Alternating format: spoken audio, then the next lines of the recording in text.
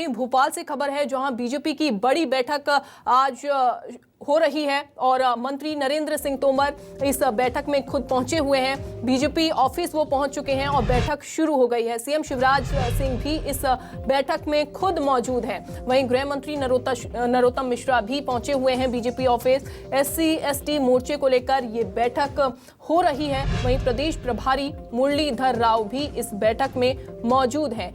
इन सब के अलावा ये भी जानकारी दे दें, क्योंकि काफी अहम ये बैठक मानी जा रही है, SC/ST वर्ग के वरिष्ठ नेता भी इसमें शामिल हैं।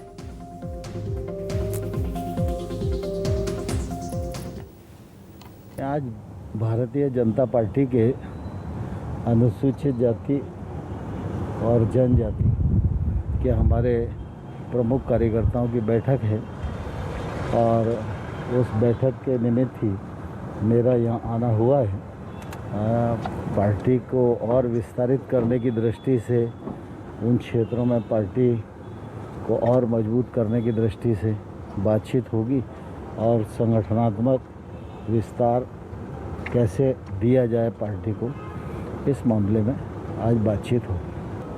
एक वैभवशाली, गौरवशाली, संपन्न, समृद्ध और सशक्त भारत के निर्माण के लिए समृद्ध और विकसित मध्य प्रदेश का निर्माण और जनता का कल्याण, उस काम में भारतीय जनता पार्टी की प्रदेश सरकार लगी है, संगठन सहयोगी है, हम मिलकर काम कर रहे हैं।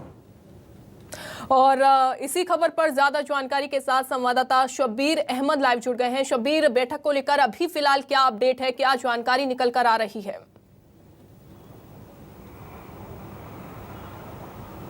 देखिए, बीजेपी में बैठकों का दौर लगातार जारी है। गुरुवार के दिन भी बैठक दिन भर चलती रही और आज भी सुबह से बैठकों का दौर जारी है। आज जो है अनुसूचित जनजाति मोर्चे की बैठक इस वक्त बीजेपी कार्यालय में चल रही है, जिसमें सीएम शिवराज सिंह चौहान हो, प्रदेश प्रभारी मुरलीधर राव हो, सह संगठन प्रभारी हो, वो भी इस बैठक में मौजूद हैं। इसके अलावा हम जो अनुसूचित जनजाति मोर्चे के नेताओं की बात करें तो फग्गन सिंह कुलस्ते हैं, तुलसी सिलावट हैं, चिंतामणि मालवी हैं और इसके अलावा नरेंद्र सिंह तोमर और केंद्रीय कृषि मंत्री नरेंद्र सिंह तोमर भी मौजूद हैं। तो ये सब बैठक में मौजूद हैं और इस वक्त ये बैठक बीजेपी कार्यालय में चल रही है। लेकिन बैठक इस मामले में भी महत्वपूर्ण है कि कल जो बैठक चल रही थी प्रदेश कार्य समिति की, उसमें जो सह प्रभारी हैं बीजेपी के मध्य प्रदेश के शिव कुमार, उन्होंने एक जिक्र करा था कि जो एक समाज है मध्य प्रदेश का जो बीजेपी की तरफ तो आता है लेकिन वोट देते वक्त दूरी बना लेता है, वो सीधे तौर पर अनुसूचित जनजाति की तरफ जो जाति है उसकी तरफ ही इशारा था।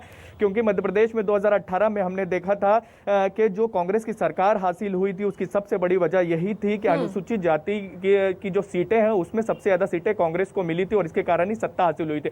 और उन सब के बीच आज अनुसूचित जनजाति मोर्चे की बैठक हो रही है और जिसमें जो सिर्फ जो बड़े नेता हैं अनुसूचित जनजाति मोर्चे के, वो ही इस बैठक में शामिल हुए और एक तरीके से जो सरकार की जन कल्याण योजनाएं हैं उसको समाज में किस तरीके से पहुंचे, निचले स्तर तक के पहुंचे कि आने वाले चुनाव में पार्टी को उसका लाभ हो। हमने देखा था कि कोविड काल के दौरान जो बीजेपी है वो उस कोरोना काल के दौरान काफी डैमेज हुआ है और उसको भी डैमेज कंट्रोल को किस तरीके से निपटा जाए, इस पर भी एक तरीके से चर्चा अभी होगी। और इसके साथ साथ एक मैसेज देने की भी पिछले 2-3 दिन से कोशिश की जा रही है कि बड़े नेता सभी एक ही मंच पर हैं।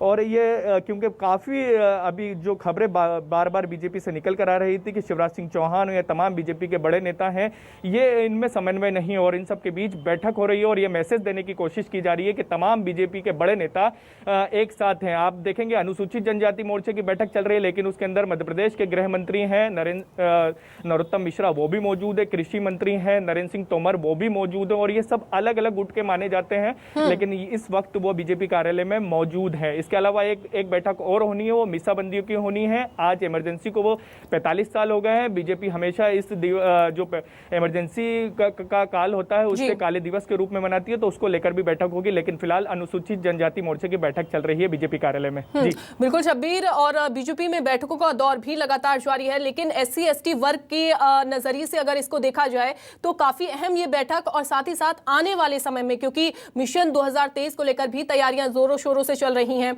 वहीं दूसरी तरफ SC/ST वर्ग को भी आने वाले समय में राहत मिल सकती है।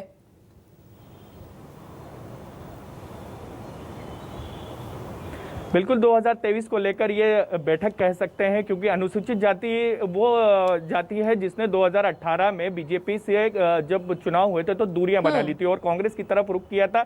लेकिन 2019 में हमने देखा था कि वापस वो जो है बीजेपी की तरफ रुख किया था और 2023 में वापस से 2018 वाली परिस्थितियां ना हो उससे ही निपटने के लिए बीजेपी में ये बैठक हो रही है। और लगातार इस तरीके के बीजेपी नेताओं का कहना बैठक होती रहेगी, क्योंकि समाज को फिर से हमारी तरफ जोड़ना है और लगातार जो है सरकार की तरफ से अनुसूचित जनजाति की जितने भी समाज हैं उनको एक तरीके से सरकार की तरफ से जो योजनाएं हैं वो भी चलाई जा रही है और ये मैसेज देने की कोशिश की जा रही है समाज को कि वो बीजेपी उनके लिए लगातार काम कर रही है और आने वाले समय में और भी काम करेगी। बिल्कुल, बहुत शुक्रिया शब्बीर जानकारी देने के लिए।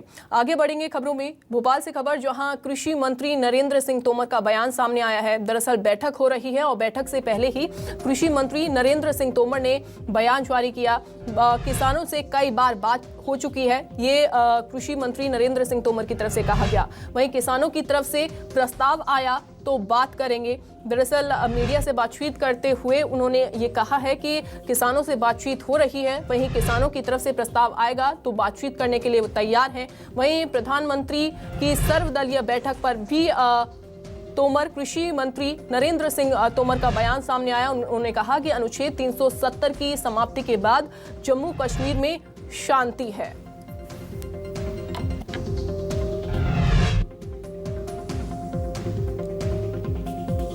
देखिए, दरअसल क्या है, किसानों के मामले में मैं एक बार नहीं कई बार कह चुका हूँ। किसानों से जो यूनियन के नेता हैं उनसे 10-11 बार भारत सरकार बात कर चुकी है। 50 घंटे से अधिक चर्चा चली है। उनकी जो परेशानियां हमने समझने का प्रयत्न किया है और आज भी भारत सरकार पूरा मन रखती है कि किसान जिस प्रावधान पर उन्हें आपत्ति है वो खुले मन से बताएं। हम विचार करने के लिए, निराकरण करने के लिए भी तैयार हैं। मैं समझता हूँ कि धारा 370 समाप्ति के बाद जम्मू कश्मीर में पूरी तरह शांति है, सौहार्द का वातावरण है। पंचायत से लेकर जिला पंचायत तक के चुनाव